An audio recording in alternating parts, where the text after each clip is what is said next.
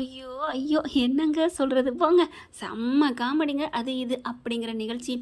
அன்பான இனிய உறவுகளே, யாரெல்லாம் காவேரி அந்த கலந்துக்கிட்ட அந்த அது இதுவ பார்த்து ரொம்பவே மெய் சிலிர்த்தோம் அப்படின்னு நினைக்கிறவங்க கமெண்ட்ஸில சொல்லுங்க. உண்மையிலேங்க அச்சச்சச்சச்சச்சோ! காவேரி நின்ன அழகு, நிமிர்ந்த அழகு. என்னங்க எனக்கு உண்மையிலே அந்த தமிழ்ல பேசி விளையாண்டாங்க பார்த்தீங்களா? அத எத்தன வாட்டி பார்த்தேன்னு சொல்ல முடியுங்க. அவ்வளோ அழகு. தமிழ் பேசுறது கொஞ்சி கொஞ்சி அவங்க வந்து திக்கி தான் பேசுறாங்க.